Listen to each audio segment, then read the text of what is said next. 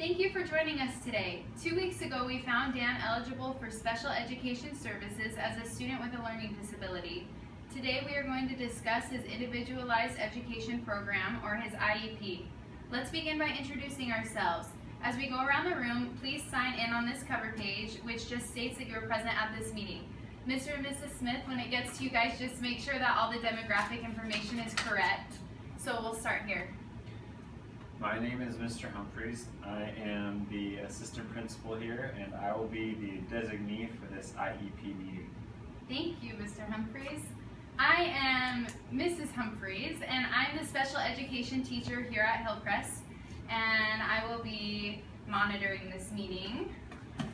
Thanks. Okay. I'm Mr. Smith, Dan's dad, and yeah, just Dan's dad. Go ahead and sign in. Okay. And I'm Mrs. Smith, Dan's mother. And I'm Ms. Camel, Dan's general ed teacher. Perfect. Okay, so Mr. and Mrs. Smith, here is a copy of your procedural safeguards, and let me know if you have any questions about them. We sent home a draft of Dan's IEP a couple days ago. Did you have a chance to look over this draft? Yes, we did. We understand our rights and we reviewed the IEP draft. Yeah, we're all set to begin. Great, let's get started. So to begin, we're going to talk about Dan's present level of educational performance. So please follow along with your copy that I've given to everyone. And pause me if you have any questions or anything you would like to add. So Dan is a 4th grader here at Hillcrest, and he has a great sense of humor, and he's friends with all of his peers. He does great in the classroom. Would you agree? Oh yeah, he's awesome in the classroom. Okay, perfect. So he can successfully participate in the 4th grade math curriculum, which is a really good thing. We're happy to hear he's doing well socially. He really does have great friends. Yes, we're also very pleased with his math grades. Dan worked very hard in math, and he really does love it. Great. So his reading has been a little bit behind grade level, and we're starting to see this affect his science and social studies instruction because he is in the general education classroom for these subjects, and he experiences success when provided with an assignment notebook, when his tests are read to him, and when he has peer tutors. He has some difficulty with reading, which is why we're here, and he's unable to apply decoding strategies to one-syllable or multi-syllable words. We have noticed his difficulty with reading at home. He gets very frustrated with it, to be honest. Yeah, do you notice the same thing in the classroom? Yeah, he has a hard time reading. Yeah. So the difficulty in reading and his decoding affects his oral reading rate, which is slow and labored. He can identify most of the letters, but letter combinations correctly is something that he struggles with. Although he cannot read classroom materials independently, he does understand the reading material at grade level that he listens to. So he's comprehending everything, and that's really great. So he doesn't have a problem with that. It's just a matter of reading and writing on grade level. Currently, Dan is reading 110 words per minute with 8 to 10 errors at his independent reading level of 2nd grade, and as a 4th grade student. Stop. Is that not very good? No. Oh. So he has some difficulty with following directions and in writing. Oh.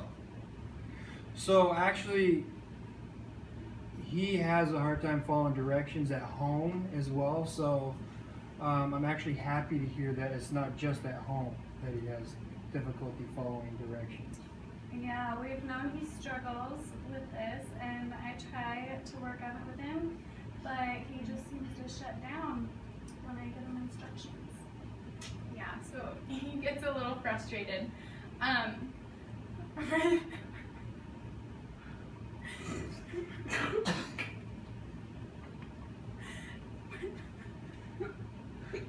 When directions are given, he can pick up on clues from peers around him when he doesn't understand what to do in class. so he can successfully follow 1 to 2 step directions. And his peers really help him, which is great. He's friends with everyone, and there's a lot of support in the classroom. Have you noticed that as well? Mm-hmm. Yep, okay. His written work contains a lot of spelling errors, he lacks the necessary punctuation, and his sentences are only 3 to 5 words in length. So we really need to work in helping Dan increase his reading and writing skills and help him improve his sentence structure so that he can move on successfully throughout his schooling. Do you have any additional input you would like us to report as parents, or anything you would like to add to that? No, I think we've got it all covered. We just want to help Dan in any way we can. Yeah, we've got to help him read better. Yeah, for sure. So for Dan's goals, we would like to work on his decoding, his oral reading fluency, spelling, editing, and expression in his writings. So we have created 5 goals that we would like to target, and as you know, this was sent home with you, but we're just going to review them again. So for his first goal, it says, given a passage at his instructional reading level, Dan will increase his number of words per minute to 120 words per minute with no more than 4 errors by June 1st, 2017. So that's in a year from now. The next one is, given a topic, Dan will be able to write a paragraph with a basic introduction, 3 supporting ideas, and a conclusion, while increasing sentence length from 5 words to an average of 8 words per sentence on 3 out of 4 prompts by June 1st, 2017. Given 3 directions, Dan will be able to follow the directions successfully and complete the tasks at hand with no more than 1 teacher prompt by June 1st, 2017. So that one will just kind of help him be able to have more steps when he's given instruction, and he'll be able to interpret that internally and act according to those directions. So the 4th one says, given a passage at his instructional level, Dan will apply word analysis skills to identify and understand words with at least 80% accuracy on 4 out of 5 trials by June 1st, 2017. And the last one, given a writing assignment, Dan will edit his own work for proper spelling, capitalization, and punctuation with assistance from a peer tutor with 85% accuracy by June 1st, 2017. Do you guys have any questions about those goals? No, sounds good. Do you Yeah. feel like with those goals will help Dan get to where he needs to be? Yes, it sounds like it. Okay, perfect. And legally, we are required to update you on the progress of Dan's goals as often as general education students' goals get reported in regards to their academics. So at this school, we either send home an interim or a report card every 4.5 weeks. So you're gonna get updates on these goals and get to see how they're coming along.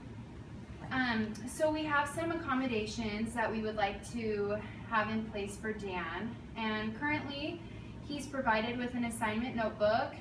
We're gonna allow for oral reading of his test, except in the area of reading, obviously. Graphic organizers will be given to him for writing to help him express his thoughts and organize his ideas. Repetition and clarification of directions will be given to ensure that he's not leaning on his peers for that, and to help him work on following larger steps of directions. And a peer tutor will be given for written assignments. So we've determined that the least restrictive environment for Dan is the general education classroom setting for all subjects outside of reading and writing. Do you agree with that as his classroom teacher? Yeah. Yep, okay, perfect. So to help Dan catch up to grade level, we would like to propose pulling him out of the general classroom for an hour each day. We don't want to pull him out more than that because there's really important instruction that he needs to be getting from his time in class. But we do feel that if we pulled him out for an hour during those language arts sections every day, he can just help target his goals better. And he'll have additional support from me, and I'll be working one-on-one with him in the special education room. So Mr. and Mrs. Smith, do you guys feel like this is Dan's least restrictive environment where he is most likely to excel without being excluded from the general education classroom setting? Yes, I want him to be with his peers as much as possible, so this sounds great. I agree. He needs this additional help. Yeah, and I think this is a great option because it allows him to be with his peers for most of the day. It's just the hour that he's going to have that one-on-one time because his classroom teacher isn't able to give that to him while she has 26 other students in her class. So the length of time services will be received is just an hour every day for the entire, or for during the language arts block to target these specific areas. He's not going to need summer school as of right now. He may later down the road, but we're just going to stick to the normal school year for him.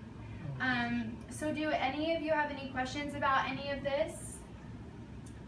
No, I'm excited to see how he progresses here. Okay, perfect.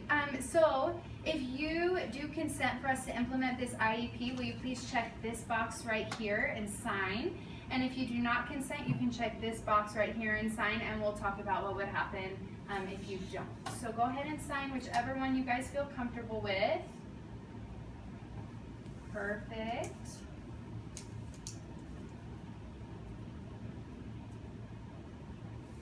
Thank you. Okay, so you do consent, and this IEP will be implemented with you or with Dan.